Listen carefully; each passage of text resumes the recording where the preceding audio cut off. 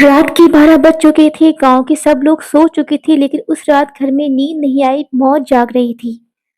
आज की कहानी एक ऐसी वीरानी रात की है, जिसने एक पूरे परिवार की ज़िंदगी हमेशा के लिए बदल दी।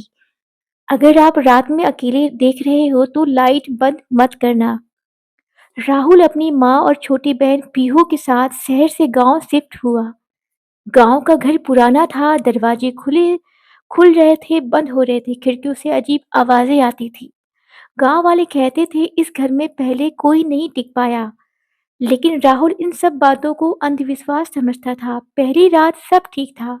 दूसरी रात, रात के 2:17 पर पीहू जोर से चिल्लाई, भैया मेरे बेड के नीचे कोई है। राहुल हंसते हुए बोला, पागल है क्या, वहां कुछ नहीं है। लेकिन जब वो झुककर बेड के नीचे देखता है, अंधेरा, और अंधेरे में दो चमकती हुई आंखें। राहुल की सांस रुक जाती है, लेकिन लाइट ऑन करते ही सब गायब। सुबह माँ ने कहा, मैंने भी कल रात किसी औरत को आंगन में खड़े देखा। अब राहुल भी डरने लगा।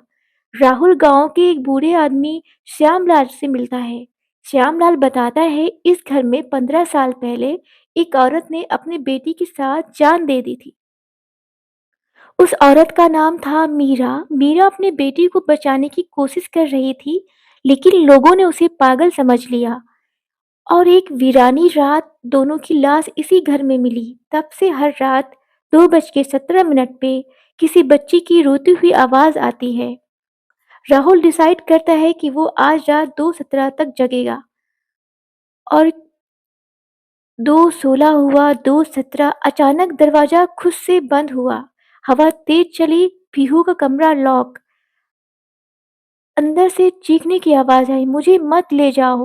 राहुल जोर से दरवाजा तोड़ता है। पीहू बेहोश पड़ी होती है, और दीवार पर लिखा होता है, ये घर मेरा है। उस रात राहुल को सपना आता है, मीरा सफेद कपड़ों में खड़ी थी। वो कहती है, मैं बुरी नहीं हूँ, मैं सिर्फ अपनी बेटी को ढूंढ रही हूँ। राहुल समझता है कि मीरा की बेटी रूह अब भी घर में है, कहीं भटक रही है। अगले दिन राहुल के घर के पुराने स्टोर रूम में जाता है। वहाँ एक पुरानी डॉल मिलती है। जैसे ही डॉल को हाथ लगाता है, पीछे से हल्की सी आवाज आई, माँ। राहुल गांव वालों से सच जानता है, मीरा को लोगों ने पागल बना दिया था, जुल्म का शिकार किया था। उसकी बेटी को गांव के कुछ लोगों ने नुकसान पहुंचाया था। मीरा ने सच बताने की कोशिश की, लेकिन किसी ने यकीन नहीं किया।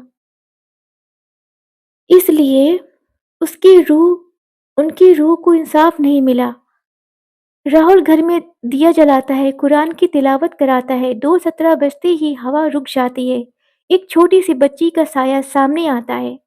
राहुल कहता है, तुम्हारी माँ तुम्हारा इंतजार कर रही है। अचानक सफेद रोशनी और दोनों साए धीरे से गायब हो जाते हैं। घर शांत हो जाता है। सुबह गांव वाले कहते हैं, पहली बार इस घर में चीख नहीं आई। राहुल और उसका परिवार वहां खुशी से रहने लगा। लेकिन कभी-कभी 2:17 पे हल्की सी हंसने की आवाज आती। क्या सच में सब खत्म हो गया, या वीरानी रात अब भी जिंदा है? हर कहानी खत्म होने के बाद अगर फिर से शुरू हो जाए, तो समझ लो रूह अभी भी आजाद नहीं हुई। राहुल ने सोचा था कि सब खत्म हो गया, लेकिन असली डर अब शुरू हुआ था। 3 महीने बीत चुके थे, घर में सब नॉर्मल था। एक रात 2:17 पे पूरे घर की लाइट एक साथ बंद हो गई। राहुल का फोन खुद से ऑन हो गया। स्क्रीन पर सिर्फ एक मैसेज था, मैं वापस आ गई हूँ। राहुल का हाथ कांपने लगा। पीहू ने धीरे से कहा, भैया मुझे फिर से वो आंटी दिख रही है। राहुल को सपने में एक जगह दिखी है, गांव का पूरा कब्रिस्तान। सुबह राहुल वहां जाता है। वहां एक पुरानी कब्र पर नाम लिखा होता है, मीरा और उसकी बेटी। लेकिन कब्र खुली हुई है, अंदर से मिट्टी हिल रही होती है। अचानक पीछे से आवाज आई, उन्हें चैन नहीं मिला। राहुल पलटकर देखता है, श्यामलाल खड़ा होता है और कहता है, सच अधूरा था। श्यामलाल बताता है, मीरा की बेटी की रूह चली गई थी, लेकिन मीरा की रूह नहीं, क्योंकि उसने बदला लेने की कसम खाई थी।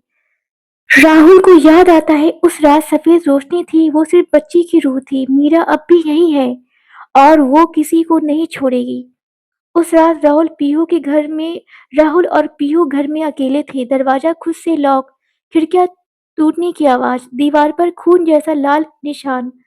तुमने मुझे रोक दिया, राहुल देखता है। मैंने तुम्हारी बेटी को आजादी दी। राहुल समझ जाता है इसका अंत घर में नहीं कब्रिस्तान में होगा। रात 2:10 राहुल कब्रिस्तान पहुंचता है। जमीन हिलती है। कब्र के पास एक सफेद साया उभर कर सामने आता है। मीरा का चेहरा गुस्से से भरा। राहुल कहता है, तुमने बदला नहीं, इंसाफ चाहिए। वो गांव वालों को पुलिस के हवाले करता है जिन्होंने मीरा के साथ जुल्म किया। लास्ट में मीरा मुस्कुराती है। अगर आपको ये वीडियो अच्छा लगे, इस वीडियो को ज्यादा से ज्यादा शेयर करें, लाइक शेयर कमेंट करें, दुआ में याद रखिएगा। बाय।